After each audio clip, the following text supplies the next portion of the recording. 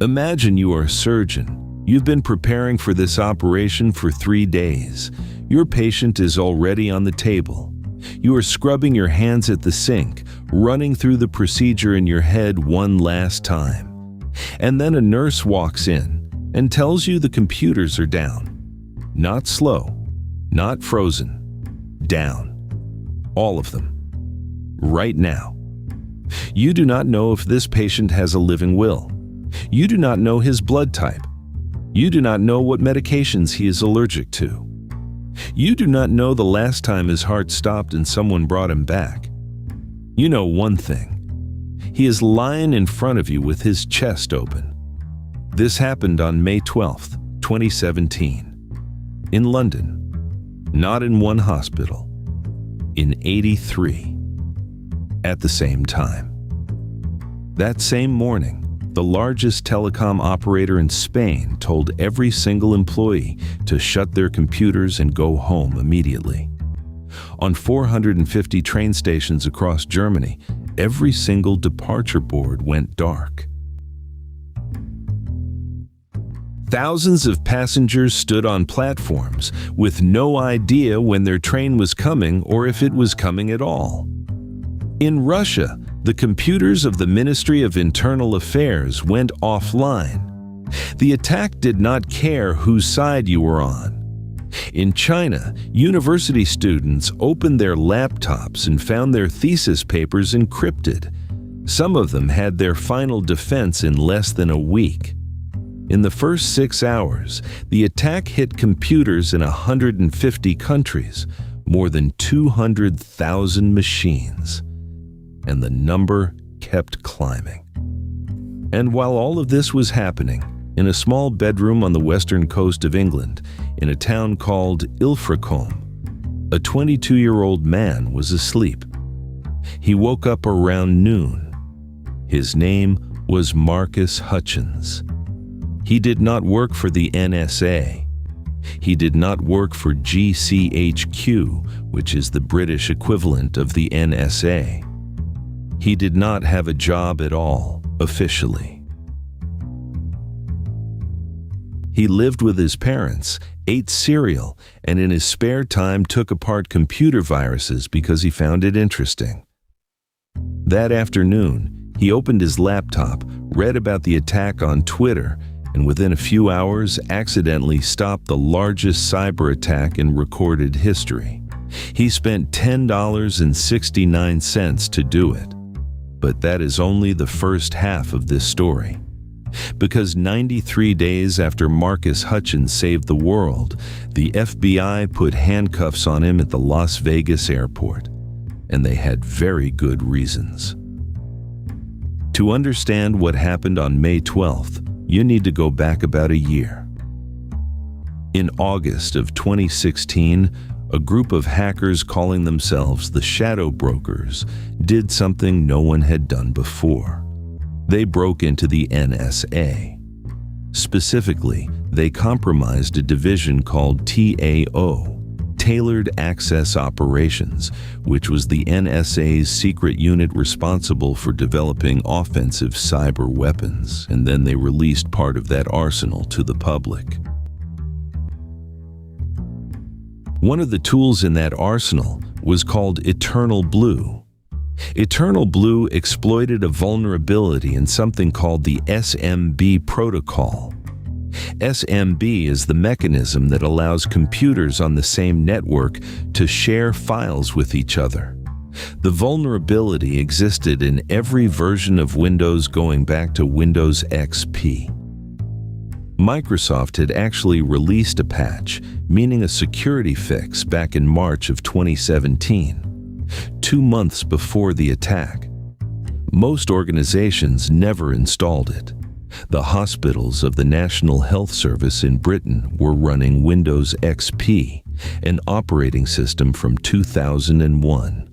Some of their machines had not received a single update in more than 10 years. Here is why that matters so much. A normal virus needs a human being to make a mistake. Someone has to open an email, click a link, download a file. WannaCry did not need any of that. It scanned networks automatically, found vulnerable machines, broke in, encrypted everything, and immediately started looking for the next target. It was not just malware. It was a self-replicating weapon. Who built it? The United States government officially blamed North Korea, specifically a group known as Lazarus Group, linked to North Korean intelligence. The evidence was circumstantial but compelling. Fragments of code matched previous Lazarus operations. The English in the ransom note had specific grammatical patterns consistent with previous North Korean attacks. The infrastructure had been used before by the same group. But here is something most reporters missed at the time. WannaCry was badly designed as a ransomware tool. The operators had not automated the payment process. For a victim to actually get their files back, they had to manually contact the attackers and prove they had paid. That is physically impossible to do at scale with 200,000 infected machines. Over the entire course of the attack, the people behind WannaCry collected roughly $140,000 in ransom. For an operation of this size, that is almost nothing. The most likely explanation is that WannaCry was built as a sabotage tool, not a money-making scheme. The ransom demand was cover. The real goal was chaos, infrastructure destruction, and a demonstration of capability. The money was never the point. Marcus Hutchins grew up in Ilfracombe, a small seaside town on the northern coast of Devon in England. Population around 11,000. The main industry is tourism. The main attraction is the cliffs and a reasonably clean beach. For a teenager obsessed with computers, it was roughly like being stranded on the moon. At 14, he started reading hacking forums, not because he wanted to hurt anyone. He was genuinely curious about how systems worked, where their weak points were, and what happened when you pushed them past their limits. By 16, serious people in the security community had started to notice him. His online handle, Malware Tech, was showing up in professional discussions. He published detailed breakdowns of malicious software. He built a blog that actual security professionals read. He never finished school, never went to university, never held an official job. He just sat in his room and analyzed malicious code while his classmates were studying for exams. By 2017, Marcus Hutchins was one of the best malware researchers in the world, unofficially, anonymously, with no degree and no employer. Almost no one in the professional community knew his real name. He was just Malware Tech. He woke up around noon on May 12th, opened Twitter, and watched his feed explode. NHS attack, virus, hospitals. He opened his laptop and got to work. The first thing he did was get a sample of the virus. Security researchers share malware through specialized repositories so they can study it. He downloaded WannaCry and ran it inside a sandbox, which is an isolated virtual environment where a virus can execute without touching anything real. He watched it run, and he noticed something strange. Before encrypting a single file, the virus sent a request to a domain. A long, meaningless string of characters. IUQERFSODP9 IFJAPOS DFJHGSOSURIJFAEWRWERGWEA.com. The domain did not exist. Nobody had registered it. Why would a virus reach out to a domain that does not exist?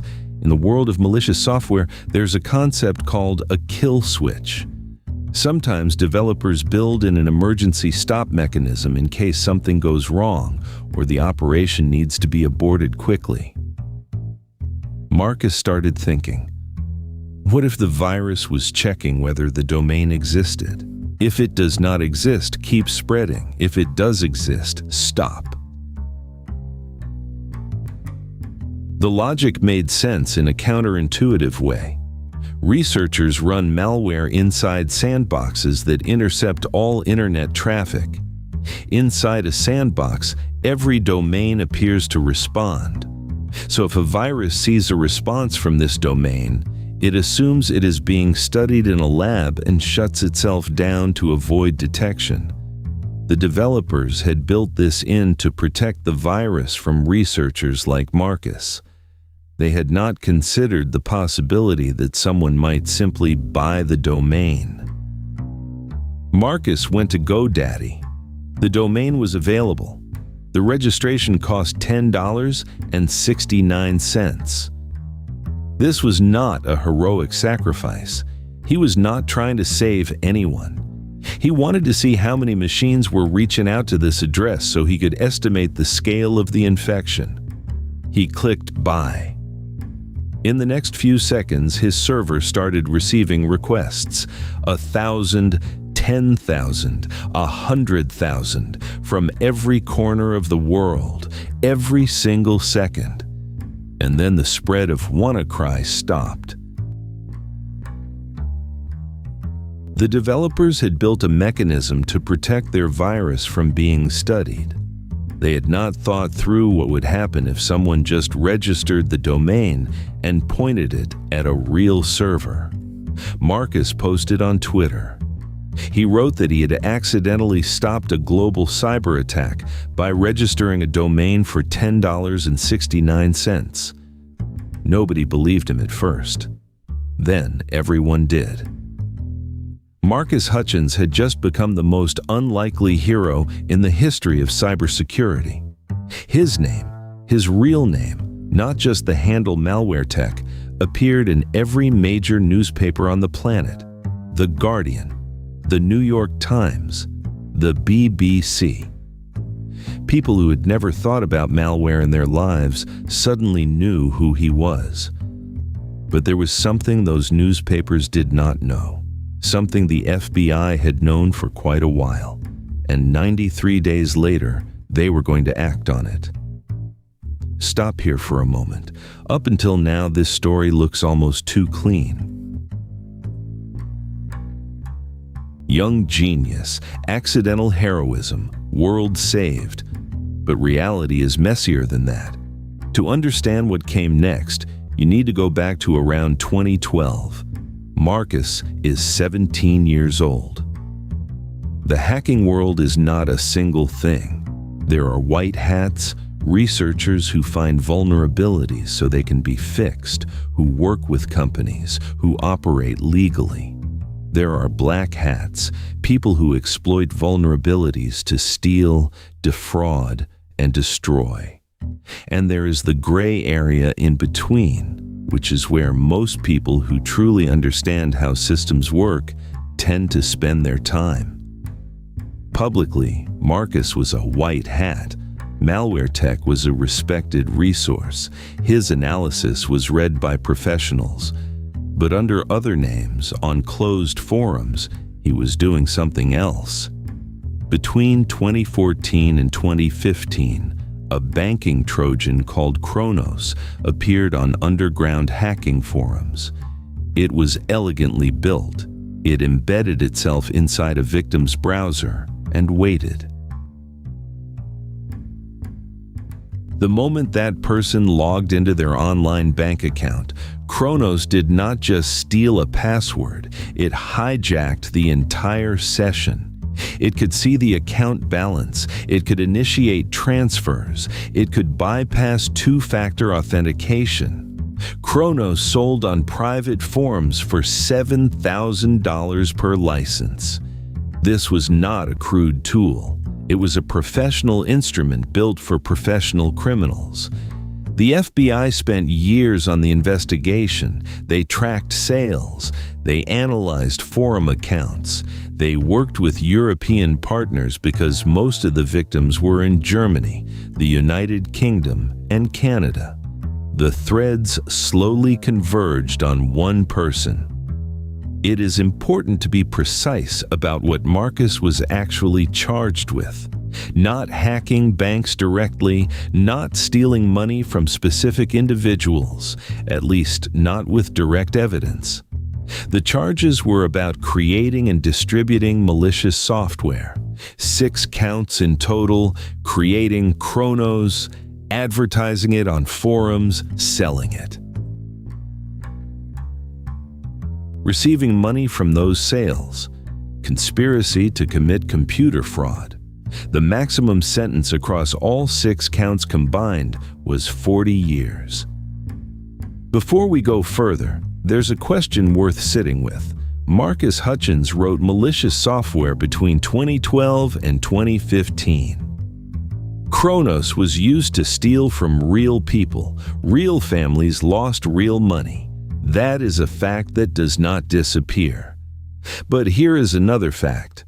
On May 12, 2017, Marcus stopped an attack that shut down life support systems in hospitals across Britain. At least one open heart surgery was canceled. Doctors in intensive care units worked from handwritten paper notes because their computers were gone. Between KRONOS and the kill switch, several years passed. Did the person change? Does it matter who you were if who you became saved lives? The United States government believed it mattered. After WannaCry, Marcus became a public figure for the first time under his real name.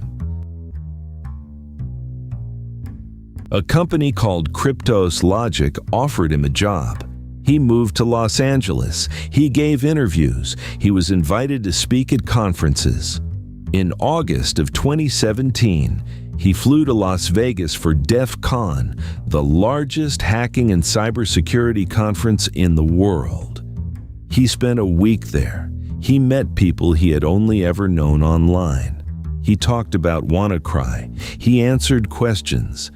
He was, for the first time in his life, something close to famous. On August 2nd, 2017, he arrived at McCarran International Airport to fly home to Los Angeles. He checked in. He cleared passport control. 2 men in plain clothes stepped toward him. They showed their badges, Federal Bureau of Investigation. "Marcus, you are under arrest." He did not understand what was happening. He stood there for a moment. For what? For creating and distributing the KRONOS banking malware. The man who 3 months earlier had been called a hero was put in handcuffs in an international airport.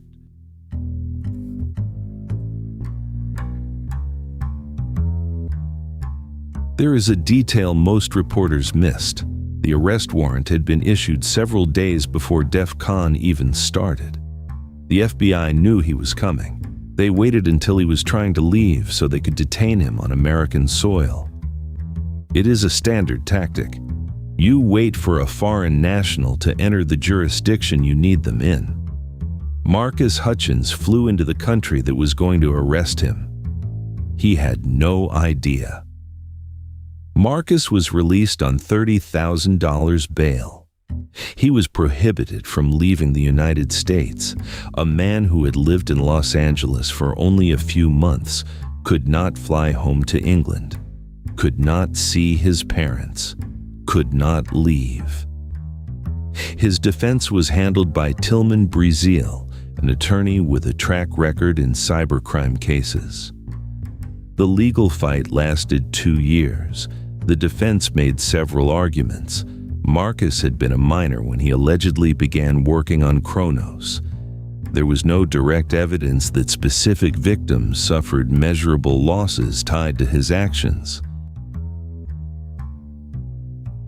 He had created the tool but had not used it himself. Others had deployed it. And WannaCry was proof that his skills could serve the public interest in ways that very few people on Earth were capable of. The prosecution pushed back on all of it. Ignorance of consequences does not eliminate responsibility. The tool was built with criminal intent, And that intent was clear. Being a minor is not a complete defense, and WannaCry is a separate matter entirely. In April of 2019, Marcus Hutchins pleaded guilty to 2 of the 6 counts. It was a deal with prosecutors. In June of 2019, Judge Joseph Statmiller delivered the sentence. The prosecution had asked for real prison time. Judge Statmiller sentenced Marcus Hutchins to supervised release. No prison, no incarceration. The judge's statement was unusual for an American federal courtroom. He said, and these are his words, that he did not believe imprisonment would serve the interests of justice in this case. That Marcus's positive contributions were exceptional, that he had saved the economy and saved lives, and that what he did on May 12th was worth more than punishment for what he had done before. Marcus Hutchins was finally allowed to fly home, 2 years after his arrest. Today, Marcus Hutchins works as a security researcher under his real name. He writes, he publishes analysis, he still takes apart malicious code. In an interview from 2020, he said something that has stayed with a lot of people who followed this case. He said he does not think of himself as a good person or a bad person. He thinks of himself as someone who did bad things and then stopped. He said most people never get a chance to prove they changed. He said he was lucky or unlucky, depending on how you look at it, that he got that chance. The kill switch domain he registered on May 12th is still active. As of 2023, his server logs thousands of requests every single day. Somewhere in the world, there are computers infected with WannaCry that are still running, still reaching out to that domain, still being told to stand down, machines that could be causing damage right now, but are not. Because one person spent $10.69 and was curious enough to click buy.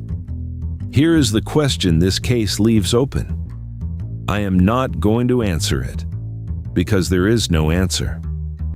If a person caused harm before and then saved others, what do you do with them? The American legal system said supervised release.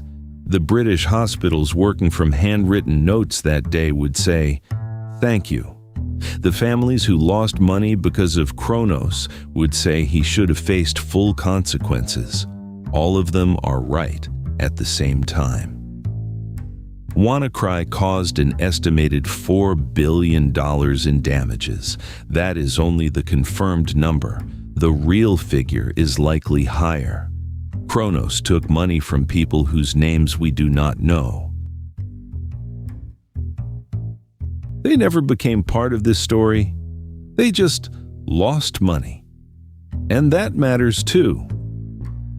Some people in the security community say anyone could have found that kill switch. Marcus just happened to be first. His past does not disappear because of that. Others say that without him specifically, with his specific understanding of how malicious code is structured, the switch might have been found too late, or might not have been found at all. We do not know which of them is right. What we know is that on May 12, 2017, at 3 p.m. London time, one person clicked a button and paid $10.69. And something in the world changed. Whether that is a good thing or a complicated thing depends entirely on whose life you are looking at when you ask the question.